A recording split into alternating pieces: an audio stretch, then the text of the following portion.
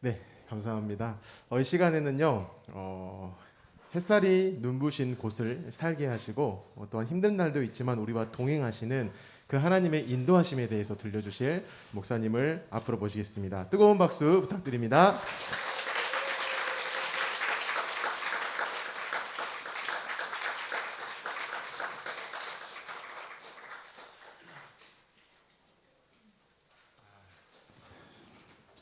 이렇게 또 뵙게 돼서 너무 반갑습니다. 오늘은 다섯 번째로 여러분하고 함께 나눌 이야기는 하나님은 어떻게 우리를 인도하시는가, 그 하나님의 인도에 관한 말씀을 함께 좀 나누었으면 좋겠습니다. 우리에게는 늘 궁금한 것이 있죠. 그것은 미래를 알고 싶은 궁금함이죠. 그리고 또 우리가 한 일의 결과가 내일 어떤 결과를 맺을 것인지에 대해서 늘 우리는 궁금증을 가지고 있습니다. 그런데 문제는 우리가 그것에 대한 궁금증을 가지고 있음에도 불구하고 우리는 미래를 알지 못한다는 것입니다. 왜 그러냐면 우리 하나님께서 그렇게 하셨기 때문에 그렇습니다. 그래서 성경 전도서 3장에 보면 이런 말씀이 있습니다. 하나님은 모든 것이 제때에 알맞게 일어나도록 만드셨다. 더욱이 하나님은 사람들에게 과거와 미래를 생각하는 감각을 주셨다. 그러나 사람은 하나님이 하시는 일을 처음부터 끝까지 다 깨닫지는 못하게 하셨다. 이렇게 말씀하고 있습니다.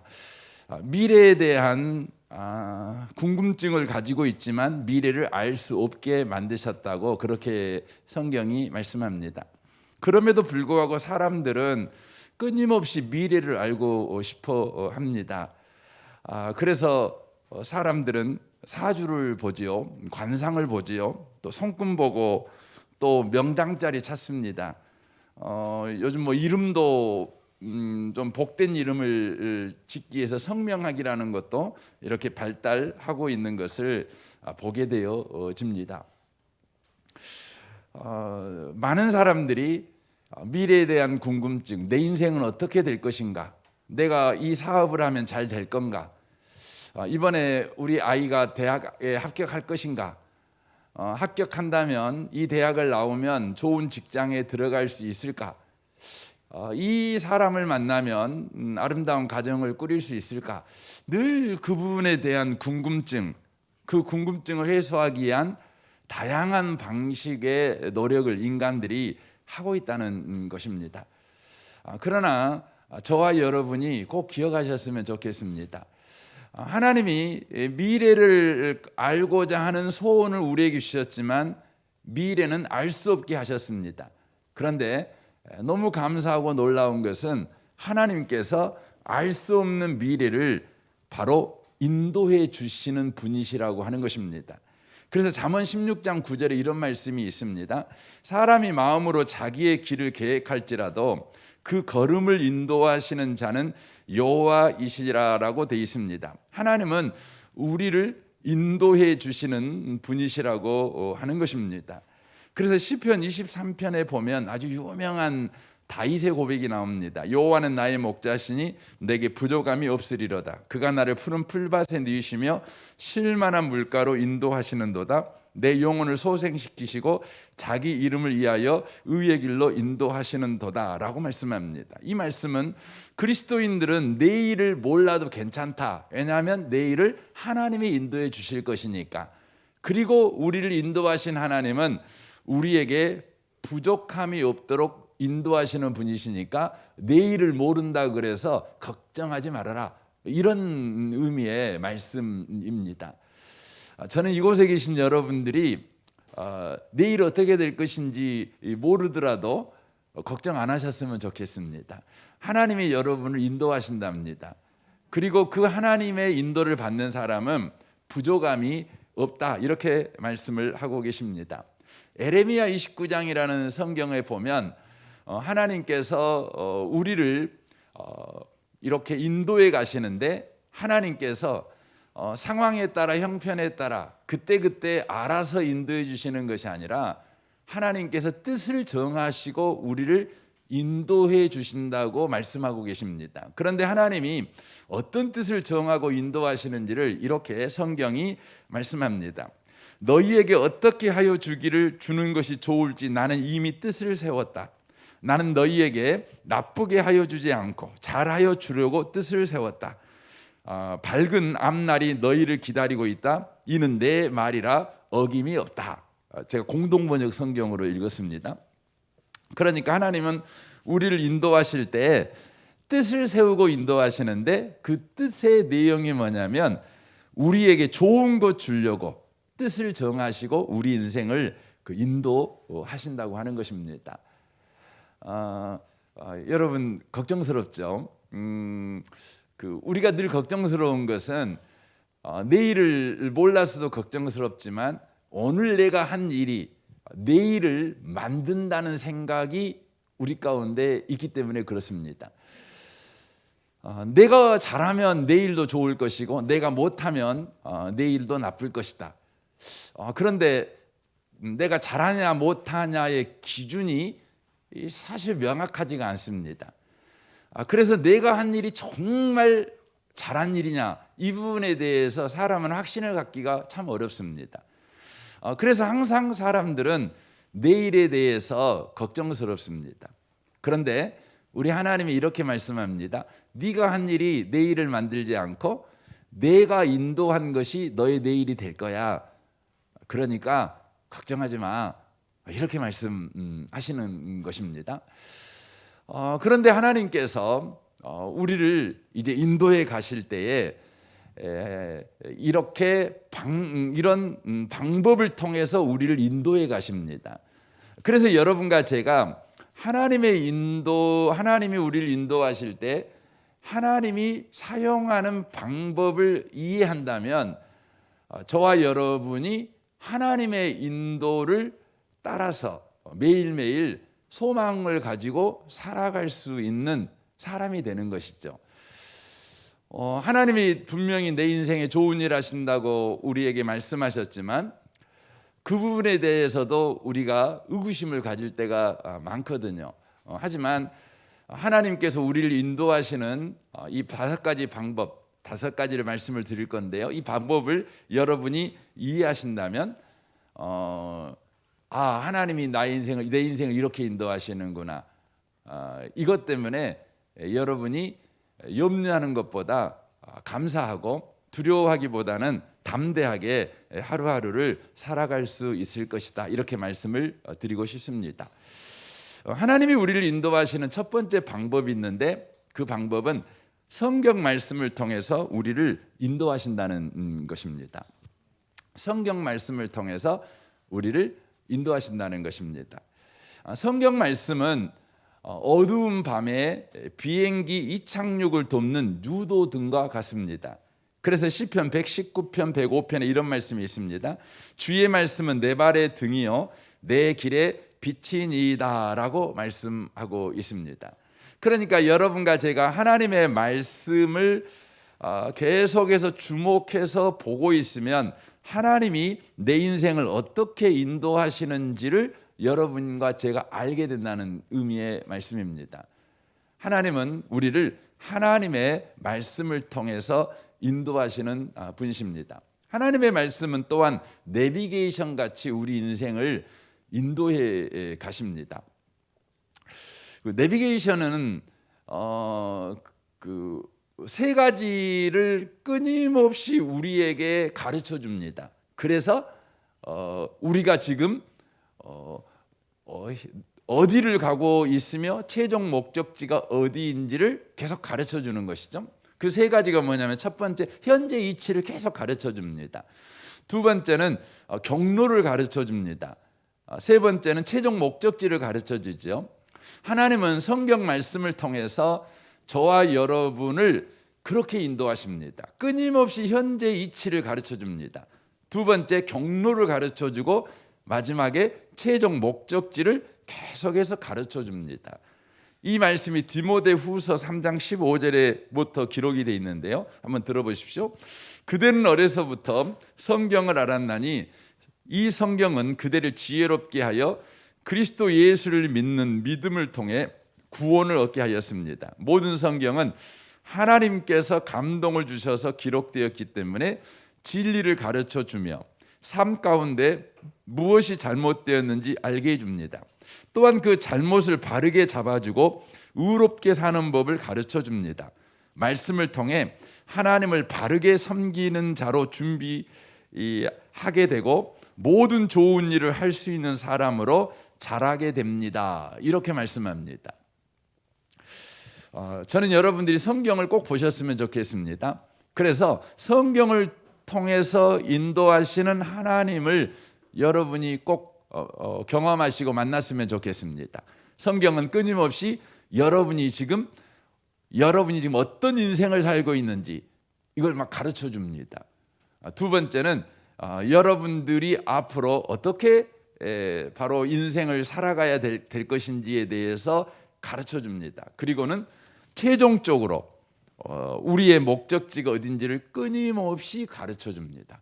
그래서 저와 여러분이 하나님의 인도를 받고 살고 있다는 그 안심과 그 소망을 가지고 인생을 살아가도록 돕는다는 것입니다. 저는 여러분들이 하나님의 인도를 확인하고 살아가길 원한다면 성경책을 여러분 들고만 다니지 말고 성경책을 꼭 펴서 읽는 분들이 꼭 되셨으면 좋겠습니다. 여러분 가운데 자녀 교육에 대한 고민이 많은 분들이 계실 거예요. 어떻게 자녀를 잘 양육해야 이 자녀가 바르게 클 수 있는지 고민이 많을 겁니다.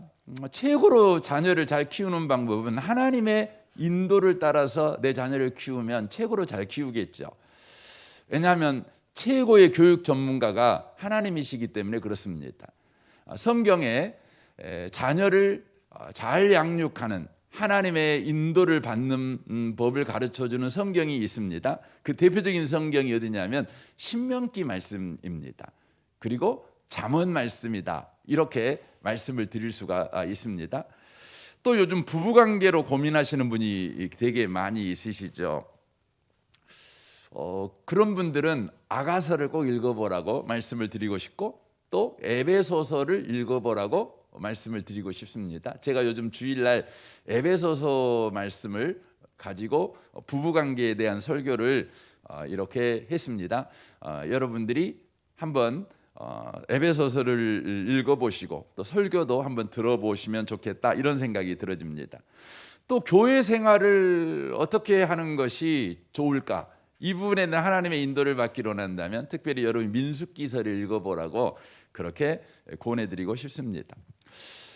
구원받으면 어떻게 되는가? 구원받은 사람들은 어떻게 살아야 되는가? 이 부분에 대한 하나님의 인도를 여러분 받기를 원한다면 로마서하고 갈라디아서를 읽어보라고 여러분에게 말씀을 드리고 싶습니다.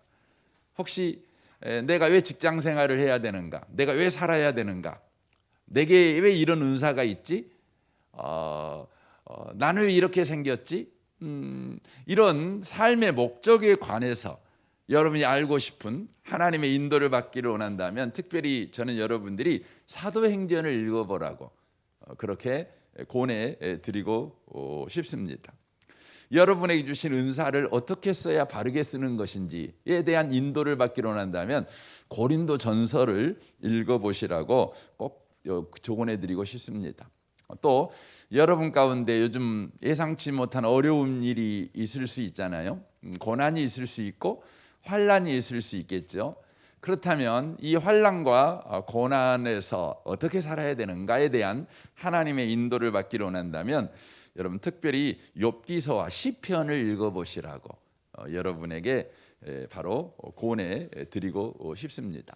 하나님은 하나님의 말씀을 가지고 우리를 인도해 가십니다. 그러므로 하나님의 인도를 여러분의 삶에서 만나고 확인하기를 원한다면 꼭 성경을 여러분 읽어보시면 좋겠습니다. 다만 성경을 읽을 때에 성경을 마술책이나 주술책처럼 그렇게 사용하지는 마셨으면 좋겠습니다. 하나님, 오늘 하나님은 나를 어떻게 인도하십니까? 하나님, 내가 어떻게 살기를 원하십니까? 하고 이 성경책을 딱 잡고 하나 둘 셋 하고 탁 펴가지고 여러분 눈에 들어오는 성경 구절을 가지고 하나님의 인도가 여기에 있어라고 생각하고 사는 방식으로 성경을 이용하지 않으셨으면 좋겠습니다. 성경은 인격적인 책입니다. 성경을 미신책처럼 그렇게 여러분 대하지 마십시오. 성경을 인격체로 여러분 대하시는 분들이 꼭 되셨으면 좋겠습니다. 어떤 분이 이 성경을 마술책처럼 사용해 가지고 오늘 어떻게 하나님의 인도를 받을 것인지에 대해서 듣고 싶어 가지고 하나 둘 셋 하고 폈더니 마태복음 27장 5절이 눈에 띄는 겁니다. 가룟 유다가 스스로 목매어 죽은지라 이렇게 돼 있는 겁니다. 이거 하나님 뭔 말씀이십니까? 하고 성경책 다시 덮고 다시 폈습니다. 그랬더니 누가복음 10장 37절이 나오는 겁니다. 가서 너도 이와 같이 하라 이렇게 나오는 겁니다. 얼마나 깜짝 놀랐겠습니까?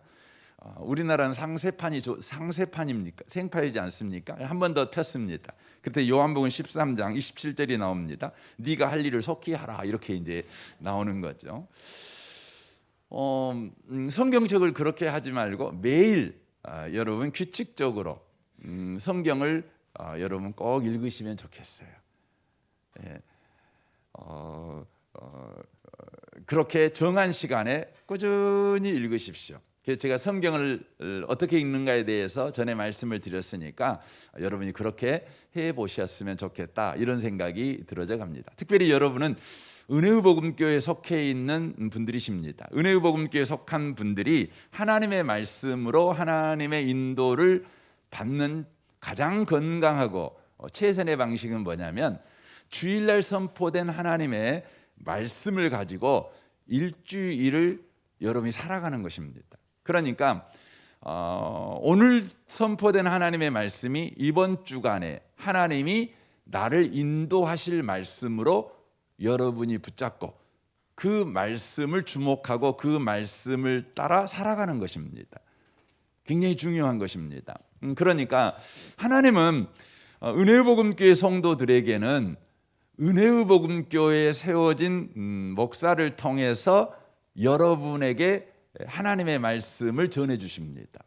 여러분 은혜의 복음교회 성도들이요 다른 교회 목사님 설교를 통해 갖고 하나님의 인도를 받으려고 하는 그것은 지혜롭지 않습니다. 제가 설교를 잘하든 못하든 여러분이 은혜의 복음교회에 속해 있다면 은혜의 복음교회 강단에서 선포된 말씀으로 하나님의 인도를 여러분 꼭 확인하고 받는 그런 분들이 꼭 되셨으면 좋겠습니다. 제가 이번에 오늘 그 남편들에게 말했죠. 십자가에서 다시 시작하라 이런 제목의 설교를 했습니다. 이것은 남편에게만 해당되는 건 아닙니다. 여러분 일주일 가운데 어떤 일을 만나든지요.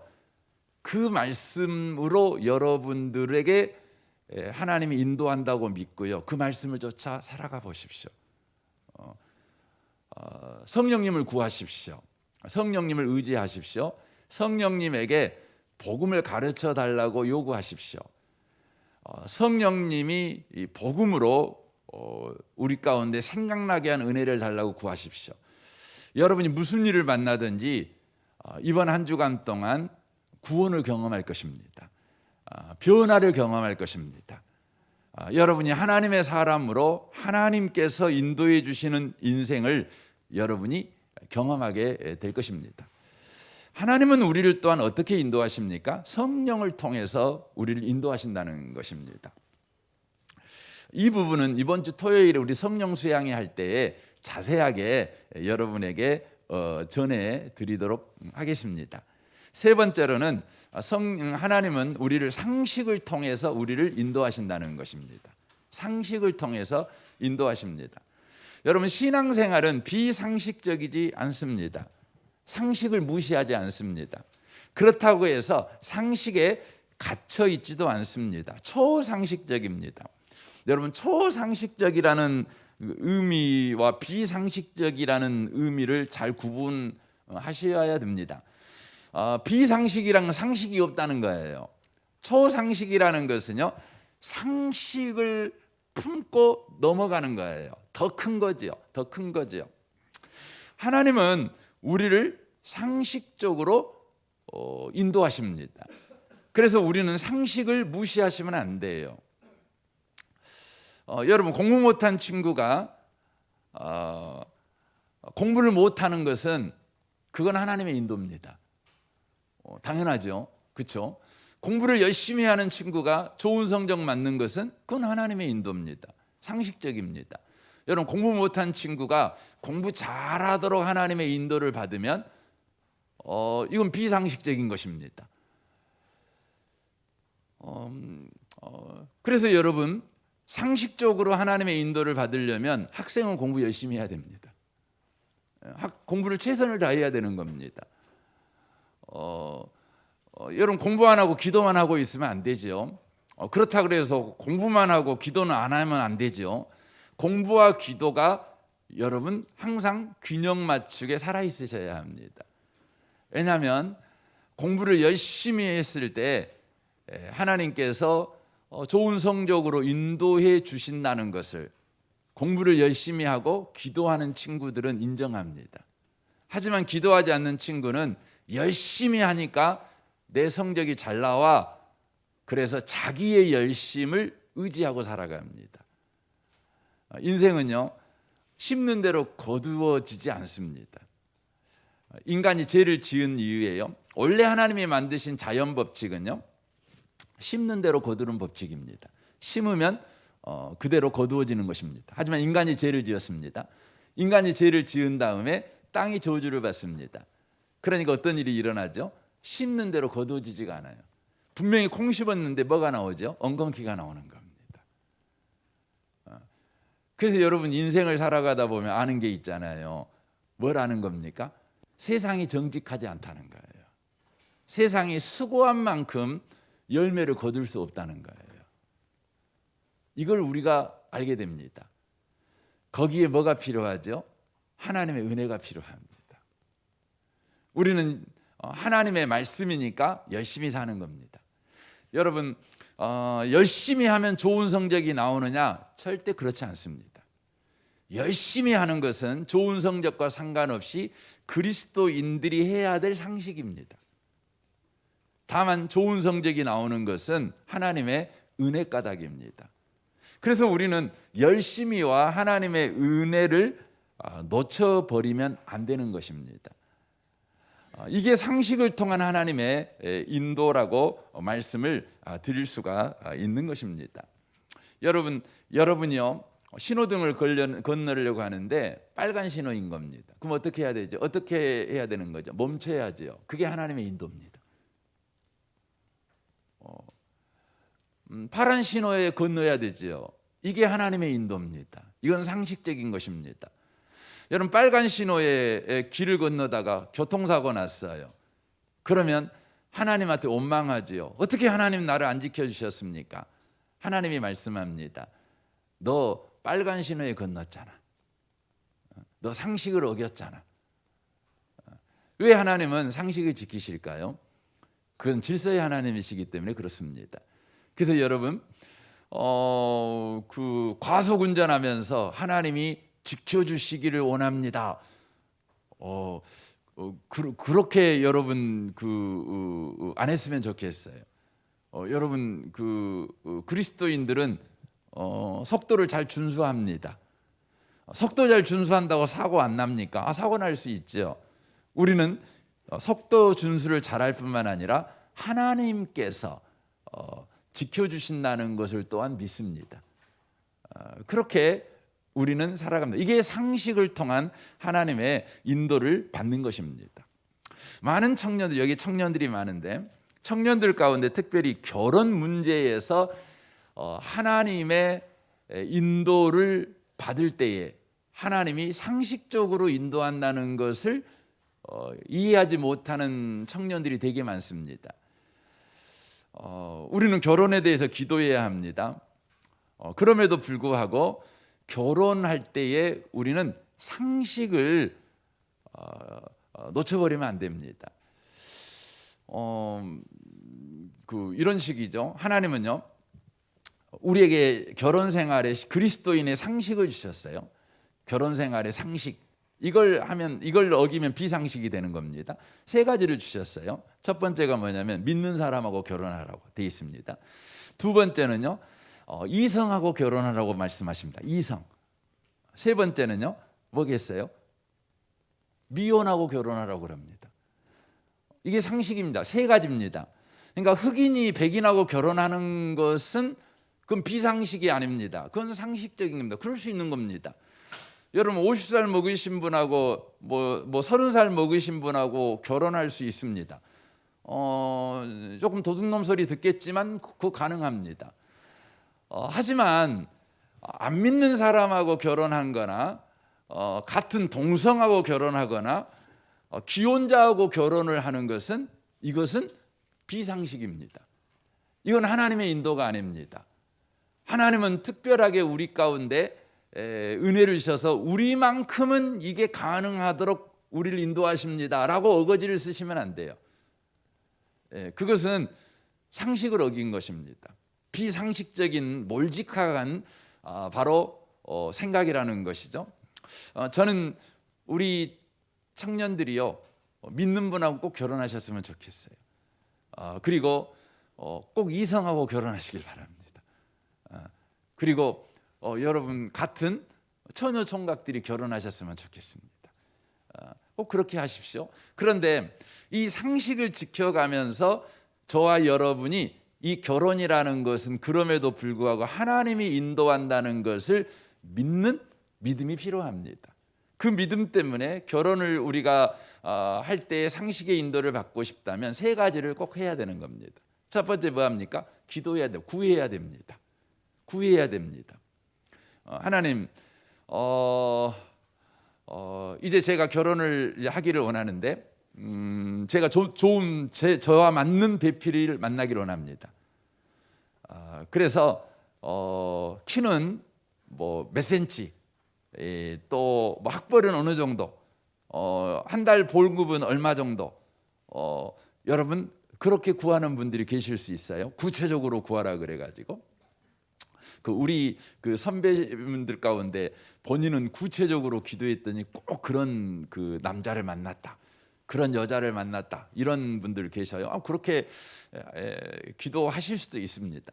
그런데 구하라고 할 때 기도 내용의 대다수는 어떤 걸 구하라고 말씀하고 있냐면 자신에 관련돼서 구하라는 것입니다. 하나님, 제가 결혼하기를 원하는데 남자라면 내가 좋은 신랑이 되기를 원합니다. 그래서 좋은 신랑이 되기 위해서 저에게 이런 은혜를 주십시오. 또 이런 부분에 대해서 구체적으로 준비되기를 원합니다.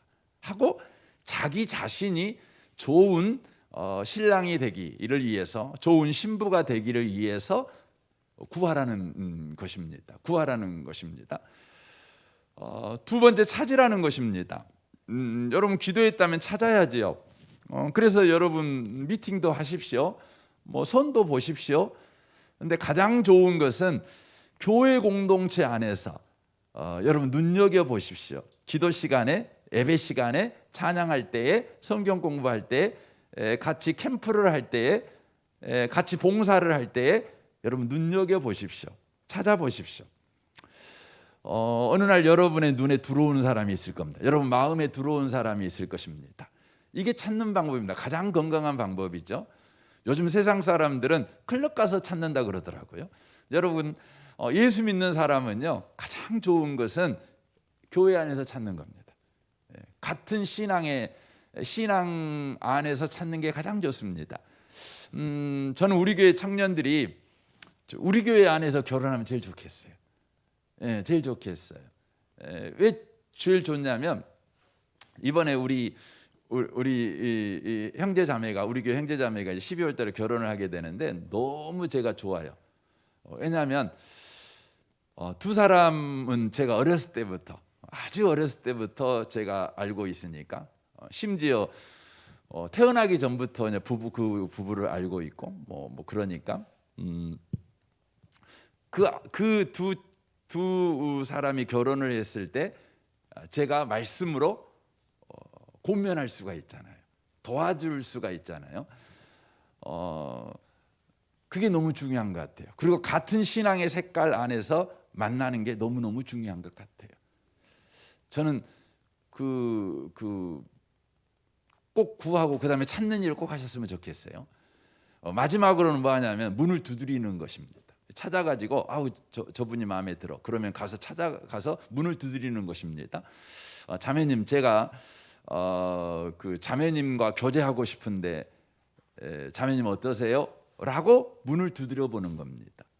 그때 자매님이 아유 저는 생각이 없습니다. 이렇게 말하면 아유 안녕히 계세요. 가면 돼요. 예, 사랑은 물에 행하는 게 아니거든요. 사랑은 스토커가 되면 안 되는 겁니다. 그리고 뭐 하면 됩니까? 다시 처음부터 시작하는 거예요. 다시 구하는 겁니다. 구하는 겁니다. 하나님, 제가 저 자매에게 말했더니 자매가 아니랍니다. 제가 저 자매가 볼 때 뭐가 부족합니까? 그 부족함들이 채워지고 준비되기를 원합니다. 하고 구하는 것입니다. 그리고 또 찾는 것입니다. 그 자매가 계속 보일 수도 있고 다른 자매가 보일 수도 있겠죠. 그러면 또 가서 물어보는 겁니다. 자매님 저번에 제가 말씀할 때 아니라 그랬는데 시간이 좀 흘렀는데 지금은 어떠십니까? 예, 물어보는 겁니다. 지금도 아닙니다. 그럼 안녕히 계세요 가시면 됩니다. 또 시작하면 되는 겁니다. 이게 뭐냐면 상식으로 하나님의 인도를 받는 것입니다. 제가 청년 시절 청년을 가르칠 때는 제가 이 부분을 우리 청년들한테 계속 가르쳤습니다. 그래서 저는 청년들한테 이렇게 기한을 꼭 말해 주었습니다. 구하고 찾고 문을 두드렸을 때 만약에 네가 찾았다. 어느 자매가 마음에 들었다. 그러면 나한테 와서 말을 해도 된다. 목사님 제가 이 자매가 마음에 듭니다. 그럼 어떻게 하면 좋을까요? 나도 기도해 줄게. 가서 네가 뭐 때 되면 가서 말해 봐라. 그러는 거죠. 가서 말하죠. 그리고 와서 말해줘. 어떻게 됐냐 물어보죠. 그랬더니 아니랍니다. 그래? 그럼 다시 기도해라. 그냥 그러면 되는 거고. 좋답니다. 그래? 그러면 같이 데려와라. 같이 와라. 그럽니다. 와가지고 제가 말을 해주는 겁니다. 둘이 이제부터 서로 마음을 알아가는 탐색 기간이니까 두 사람의 교제를 다른 사람들이 뭐 알도록 그렇게 그냥 너무 친한 척 예배드릴 때 둘이 딱 앉아서 예배드리고 이런 거 안 했으면 좋겠다. 그리고 두 사람이 한 6개월 정도 살펴보는데 우리나라 연애는 그 성경적이지 못한 부분이 있어요. 그게 뭐냐면 둘이 서로 사귀자 시작할 때부터 서로에게 소유권이 있는 사람처럼 우리나라는 매일 문자하고 매일 만나고 이런 거 하잖아요. 근데 그러면 안 된다는 거죠. 저 형제가 너에게 훌륭한 훌륭한 신랑이 될 수 있도록 준비하는 시간을 충분히 줘야 된다는 거예요. 저 자매가 너에게 최고의 신부가 되도록 준비하고 그럴 수 있도록 충분한 시간을 줘라. 그래서 데이트를 하더라도 한 달에 한 번씩 정한 시간에 정한 장소에서만 하고 불쑥 찾아가고 이런 거 하지 말아라. 내가 연애를 해봤더니 내가 그 시간에 책 한 권만 더 읽었으면 현재 내 아내에게 좀 더 나았을 것인데 내가 그게 정말 한이다. 그때 왜 찾아갔을까? 그때 데이트하느라고 시간을 그렇게 버렸을까? 준비되라. 그래서 서로에게 충분한 시간을 줘라. 그리고 만나라. 나는 길게는 1년, 짧게는 6개월 정도 만나봐가지고 정말 이 사람하고 결혼해야 되겠다. 좋다. 그러면 다시 찾아와라 하고 말합니다. 6개월 후에 불러가지고 야 어쩌냐 둘이 결혼할래 말래 물어봅니다. 결혼하겠다고 그러면 곧바로 광고 시간에 애들한테 말해줍니다. 이 두 사람이 이제 교제하기로 했고 이제 두 사람이 결혼을 전제로 사귀기로 했으니까 이제부터 저 자매에 대해서 마음이 있었던 모든 형제들 마음 포기해라. 저 자매에게 마음이 있었던 저 형제에게 마음이 있었던 모든 자매들 마음 포기하고 이제 두 사람이 같이 앉아서 예배드릴 수도 있을 거다. 그때 뭐 째려보거나 꽃가워하거나 그러지 말아라. 축복해줘라. 그럽니다. 그래서 두 사람이 이제는 헤어질까 말까를 생각하는 관계가 아니라 결혼을 위해서 더 적극적으로 준비할 수 있도록 그렇게 돕는 일을 해주는 것이죠. 만약에 6개월 후에 만났는데 만나봤더니 두 사람이 결혼하기는 좀 그럴 것 같습니다.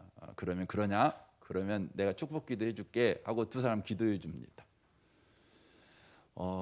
그래가지고 두 사람이 헤어졌지만 한 사람은 교회에 남고 한 사람은 다른 교회로 옮겨가고 이런 일이 없었습니다. 서로 축복해주고 그러는 거죠. 우리나라는 그게 상처가 너무 크거든요. 여러분 상식선에서 특별히 연애나 결혼 관계를 해야 된다는 것입니다. 그래서 제가 우리 김지웅 목사님한테 제가 이걸 자세하게 이야기를 해줍니다. 그래서 청년들 할 때는 꼭 이렇게 해줘야 된다.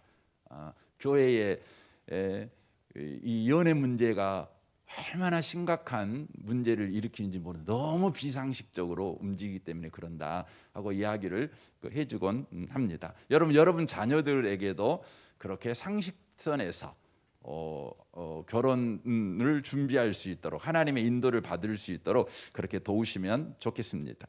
세 번째로 하나님이 우리를 인도하시는 방법이 성도들의 조언을 통해서 우리를 인도한다는 것입니다. 여러분 사람을 무시하면 독선적인 사람이 됩니다. 사람의 눈치를 보면 이선적인 사람이 되죠. 하지만 사람과 함께하면 최선의 사람이 됩니다. 그래서 잠언 12장 15절에 지혜로운 자는 공고를 듣느니라 라고 말씀하시고 잠언 15장 22절에 보면 의논이 없으면 경영이 파하고 경영이 실패하고 공고가 많으면 경영이 성공하느니라 라고 말씀하십니다. 그래서 여러분 하나님의 인도를 받을 때 하나님은 여러분이 성도들과 서로 나눔을 통해서 하나님의 인도를 받는 것을 하나님은 선호한다는 것을 여러분 기억하셨으면 좋겠습니다. 그래서 잠언 20장 18절에 보면 무릇 경영은 의논함으로 성취되나니 라고 말씀하고 있습니다. 여기서 우리가 주의해야 될 것이 있습니다. 성도를 통한 하나님의 인도를 받을 때 주의해야 될 것은 영험한 사람을 찾아가지 말라는 것입니다. 그 교회 안에 보면 기도 많이 한 사람이 사람을 통해서 하나님의 인도를 받아야지 이렇게 생각하시는 분이 계셔요. 여러분 기도 많이 한 사람 좋아하지 마세요. 뭐 그 사람 무시하라는 말은 아닙니다. 뭐 성경 많이 봤다 해가지고 막 좋아하지 마세요. 성도를 통한 인도라고 하는 것은 거기서 말하는 성도는요 세 가지 조건을 가진 성도여야 합니다. 첫 번째는 여러분이 서로 피차 잘 알고 있어야 돼요. 서로 잘 알고 있는 분이어야 돼요. 서로 잘 알고 있는 분이셔야 된다는 것이죠. 그리고 서로 기도하고 있는 사람이어야 돼요. 평상시에. 그러니까 서로 잘 알고 서로 기도하고 있고 마지막으로 경건한 그리스도인이어야 돼요. 그러니까 그분의 삶 자체가 경건해요. 그분의 삶 자체가 거룩해요. 그분의 삶 자체가 신실한 그리스도인의 열매가 있어요. 여러분 그런 성도와 의논하십시오. 그런 성도와 여러분 나누십시오. 그것이 하나님의 인도를 받는 귀한 방법 중에 하나라는 것입니다. 그럼에도 불구하고 저와 여러분이 성도를 통한 하나님의 인도를 받을 때 놓치지 말아야 되는 것은 그것의 결정의 책임은 여러분이 지어야 된다는, 여러분 스스로가 져야 된다는 것입니다. 다른 성도님이 말해줬기 때문에 내가 그 말대로 했다가 낭패를 봤어요. 그래서 그 책임을 그렇게 하라고 말하는 그 성도가 책임을 져야 된다는 식으로 하시면 안 됩니다. 왜냐하면 결정은 여러분이 하는 것이니까요. 그래서 성도의 조언을 따라 하나님의 인도를 받을 때에는 여러분이 책임을 지는 태도, 핑계대지 않는 태도를 갖는 것이 아주 중요하다, 이렇게 말씀을 드릴 수가 있습니다. 그러니까 네 가지를 나눴습니다. 먼저 하나님의 말씀으로 하나님 우리를 인도하신다. 두 번째, 성령님을 통해 하나님은 우리를 인도하신다. 세 번째, 상식을 통해서 하나님 우리를 인도하신다. 네 번째, 성도들을 통해서 우리를 인도하신다.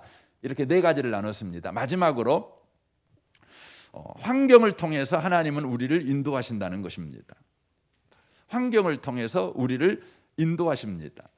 하지만 저와 여러분이 환경을 통해서 하나님이 우리를 인도하시는 이 부분은 굉장히 신중해야 합니다.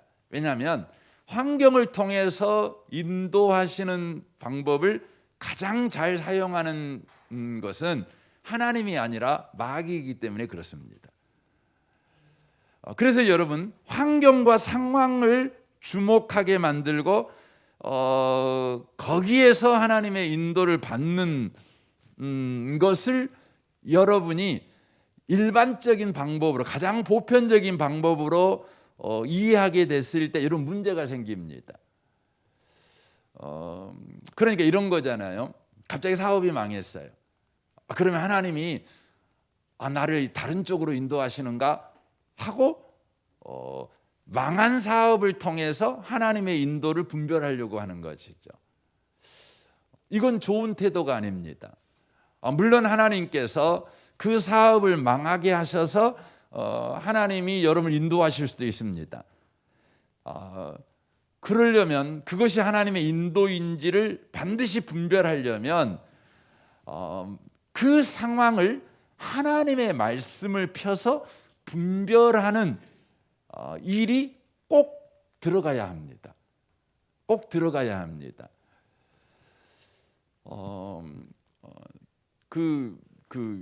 이럴 수 있잖아요. 어떤 분이 선교사로 가려고 그랬더니 부모님이 반대를 하는 거예요. 그러면 아이고, 부모님이 반대하니 선교사로 가면 안 되겠구나, 이렇게 생각할 수 있잖아요. 그럴 수도 있습니다. 그런데 부모님이 반대하는 그 상황을 반드시 하나님의 말씀을 가지고 여러분 점검해 볼 필요가 있는 겁니다. 그래서 상황은 그 상황 그대로 하나님의 인도로 받으면 안 되고 반드시 하나님의 말씀으로 여러분 점검의 봄으로 하나님의 인도를 받으셔야 된다는 것이에요. 이게 굉장히 중요한 것입니다. 그 바울이라는 사람이 있었습니다. 바울이 이제 전도를 이렇게 하는데, 전도를 하기만 하면 상황이 막히는 것입니다. 그때 바울 사도가 어떤 태도를 취하냐면, 전도가 막힐 때에 계속해서 전도를 합니다. 전도의 문이 막히는데 전도를 계속하는 것입니다. 상황이 안 좋은데, 상황은 할 수 없는데 계속해서 옮겨가면서 전도를 합니다. 이런 식입니다. A라는 곳에서 전도를 하는데 전도문이 막혀요. 그러면 그는 B라는 곳에 가서 전도를 하는 것입니다. 그러니까 장소는 바뀌지만 전도하는 일은 계속하는 것이죠. 그러다가 그가 도착한 마지막 장소가 있는데, 거기에서 하나님께서 환상을 통해서 그에게 보여주십니다. 뭘 보여주십니까? 바로 아시아에서 복음을 전하지 말고 유럽에 가서 복음을 전해라, 이 부분을 보여주십니다. 그러니까 환경이 막혔지만 거기서 곧바로 하나님의 뜻이 전도하지 않는 거야 라고 판단한 것이 아니라, 상황이 막았을 때 전도하는 일은 계속해 가면서 하나님이 말씀할 때까지 기다리는 것입니다. 그때 하나님이 말씀해 주시죠. 그리고는 그는 아시아를 떠나 유럽으로 건너간 일이 성경에 기록이 되어져 있습니다. 여러분의 삶에 꼭 그렇습니다. 여러분의 삶에 어떤 환경이 막히면 그것을 중단하지 마십시오. 계속하십시오. 다른 방식으로 하든지 이 방법으로 계속하십시오. 하나님이 말씀을 통해서 그 부분에 대해서 명확하게 말씀하실 때까지 계속해 가십시오. 이것이 중요한 것입니다. 중요한 것입니다. 저는 하나님의 인도를 그 말씀을 통해서 하나님의 인도를 받는 부분이 너무 많았기 때문에 여러분에게 들어야 될 이야기가 되게 많습니다. 또 환경을 통해서 하나님이 나를 여기까지 인도하신 부분도 참 많죠. 또 사람을 통해서 인도하시는 부분도 있으시죠. 제가 이제 그 39살 때 39살 때 38살 때네요. 38살 때 그 제 마음에 11월 달이었는데 하나님이 갑자기 제 마음에 강하게 생각을 하나 주셨어요. 이게 이제 성령의 인도를 주실 때 생각을 통해 성령의 인도를 하시거든요. 강하게 주셨어요. 제가 사무실에 앉아 제 의자에 앉아서 일을 보고 있는데 그게 뭐였냐면 이제 교회를 떠나서 담임 목사로 이렇게 갈 거라는 거예요. 갑자기 그런 생각이 나서 그냥 날 좋은 날에 그냥 이런 생각했나 보다 이런 생각을 했는데 그 생각이 떠나지 않고 너무나 강렬하게 나를 잡아버리는 거예요. 그래서 당장 담임 목사님에게 가서 이 부분에 대해서 말을 하라는 거예요. 되게 그 미증미증했습니다. 그러다가 한 2시간 정도 계속 그런 마음을 주니까 어쩔 수 없이 제가 담임 목사님 방으로 갔습니다. 가서 목사님, 제가 이제 교회를 좀 사임하고 이 교회를 이제 그만 나가고 싶습니다. 이렇게 말씀을 드렸어요. 그랬더니 목사님이 뭔 계획이 있냐고 물어보더라고요. 그래서 아니 계획은 없는데 그런 마음이 너무 강하게 이렇게 듭니다. 그런 거예요. 그랬더니 목사님이 웃으시면서 계획 생기면 다시 말해라 그러시더라고요. 그래서 그냥 저도 좀 뻘쭘해가지고 그냥 왔어요. 왔는데 2달 되던 날 갑자기요. 제가 전에 섬겼던 교회에서 연락이 왔어요. 연락이 저를 좀 만나재요. 갑자기 모르는 분이 전화 갖고 좀 만나자고 그래서 저는 그 다른 교회 성도는 안 만납니다. 그랬더니 그분이 아니 그 이런 신앙적인 그 상담을 하고 싶어서가 아니라 제가 꼭 만나서 드리고 싶은 이야기가 있어서 그런다고 간곡히 부탁을 한다고 그래서 그러냐고 그러면 잠깐 만나자고 그래서 잠깐 만났습니다. 만났는데 그곳에 이제 갔더니 이제 거기 장로님들이 와 계시더라고요. 와갖고 저한테 대뜸 저를 청빙하고 싶대요. 청빙하고 싶대요. 깜짝 놀랐습니다. 제가 뭐 이렇게 보통은 이렇게 담임 목사를 청빙한다고 공고가 나오면 이력서 넣고 뭐 이런 과정이 필요하지 않습니까? 근데 전혀 이제 그런 과정이 없었기 때문에 그러냐고 그런데 감사한데 제가 부목사이기 때문에 제가 결정할 수는 없고 담임 목사님이 동의해 주시면 제가 생각을 좀 해보겠노라고 그랬습니다. 근데 그때 마침 담임 목사님이 출타 중에 있었습니다. 그래서 한 이틀 후에 오시는데 그때 여쭤보고 말씀드리겠다고 그리고 한 3일 이틀 있다가 목사님 뵙고 말씀을 드렸어요. 그랬더니 목사님이 오케이 하셨어요. 가라고. 그래서 가게 됐어요. 제가 이렇게 덤덤하게 여러분한테 말씀을 드리지만 그 하나님이 우리를 인도하시는 방식을 보면 정말 그 덤덤해요. 그냥 그렇게 인도가 됐어요. 그렇게 해서 제가 그냥 담임 목사로 갑자기 가게 됐어요. 갑자기. 그런데 생각을 해보니까 갑자기 간 게 아니었어요. 제가 36살 때 제가 이제 담임 목사님과의 관계에서 너무너무 어려운 마음이 있었어요. 제 마음 안에 너무너무 분노가 막 차올라 가지고 어떻게 목사님이 나한테 이렇게 할 수 있느냐, 이런 생각이 너무 막 분노가 치밀어 올라 가지고 아니 내가 이 교회 그만둬야 되겠다 생각을 뒀어요. 제가 생각을 했어요, 마음으로. 그리고는 너무 화가 나니까 이걸 주체를 못하게 했으니까 등산을 갔습니다. 등산을. 그래가지고 무등산을 제가 3개월 만에 16번 다녔습니다. 16번. 하도 화가 나가지고 지리산을 1박 2일로 종주했습니다. 하고 그냥 피오짐을 쌌습니다. 너무너무 화가 나가지고 분노가 삭히지가 않더라고요. 그래서 그런데 참 성령이 하시는 일은 참 놀라워요. 성령님이 나를 인도하시는 방법은 막 분노가 막 치밀어 오르는데 제가 갑자기 하나님한테 질문하고 싶은 거예요. 분노가 치밀는데 하나님 왜 그렇습니까? 왜 이렇게 하십니까? 대체 왜 그러십니까? 막 제가 이제 등산하면서 그런 거 했거든요. 그랬더니 하나님이 곤란하면 대답을 안 하셔요. 3개월 동안 아무 말씀을 안 하시는 거예요. 그러니까 저 혼자 막 성질 나가지고 막 계속 이제 그러고 있는 거죠.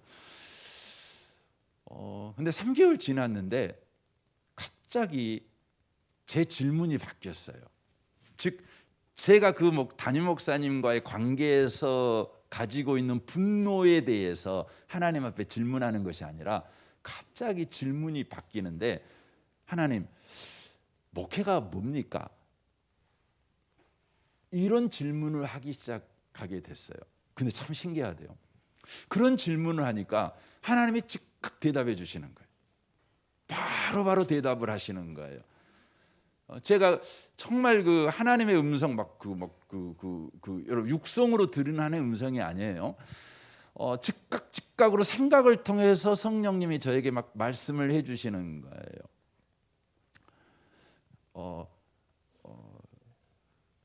그때 제가 이 분노 가운데 있었을 때 하나님의 인도를 이렇게 제가 받는 거죠.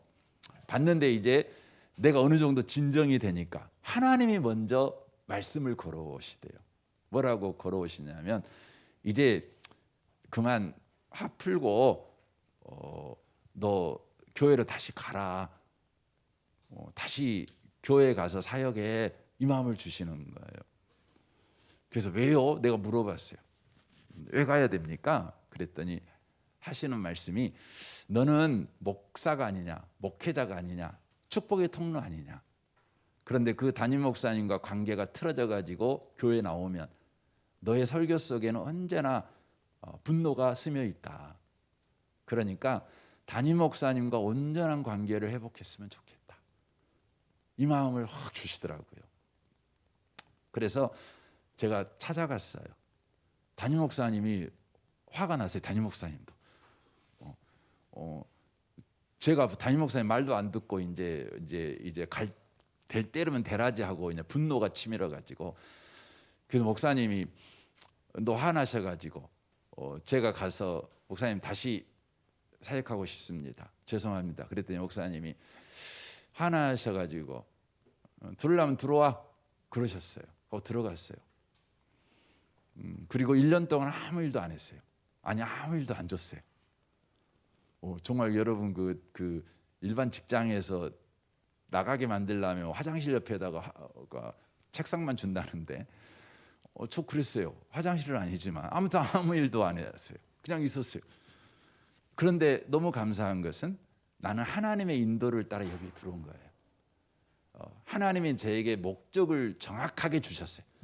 너는 목사님과 관계를 회복해야 된다. 너는 사역을 하라고 내가 보낸 게 아니고 목사님과 관계를 회복해라.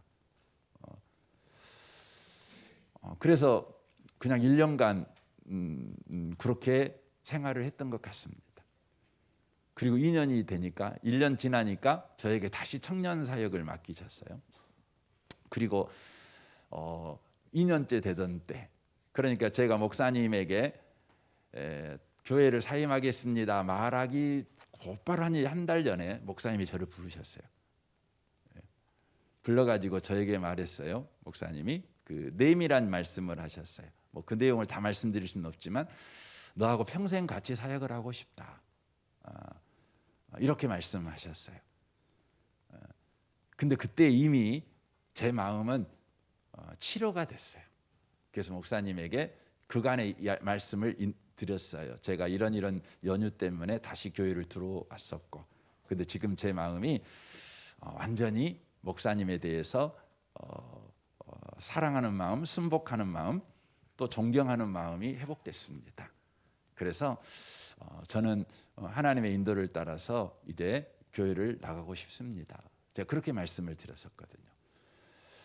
그리고 나서 한 2달 정도 만에 갑자기 성령께서 그런 마음을 주셨고, 그리고 제가 2월 달에 청빙을 받았고 3월 달에 제가 청빙 받아 갔습니다. 여러분, 하나님은요 오늘도 우리를 인도하십니다. 하나님의 인도를 보시면 굉장히 흥미진진합니다. 굉장히 놀랍습니다. 저에게 어떤 자격이 있거나 저에게 어떤 준비가 되지 않았을지라도 하나님이 보시기에 바로 그런 부분이 되었다면, 아니 하나님이 인도를 통해서 그렇게 해가심으로 하나님이 우리를 인도하시는 것을 보게 됩니다. 저는 이곳에 계신 여러분들에게도 하나님이 인도하고 계신다는 것을 저는 믿습니다. 그러므로 여러분이 하나님의 인도를 받는 그런 삶을 꼭 살아가셨으면 좋겠습니다. 성경을 읽으십시오. 성령의 인도를 받으십시오. 그리고 상식에 통해서 인도를 받으십시오. 또 성도와의 관계를 통해서, 그리고 상황을 통해서, 이 5가지를 여러분 기억하시고 여러분의 삶에 하나님의 인도를 받는 복된 일이 꼭 있었으면 좋겠습니다. 여러분, 긴 시간 여러분 들어주셔서 참으로 감사합니다. 또 다음 주에 이번 주 토요일에 여러분 꼭 뵈었으면 좋겠습니다. 감사합니다.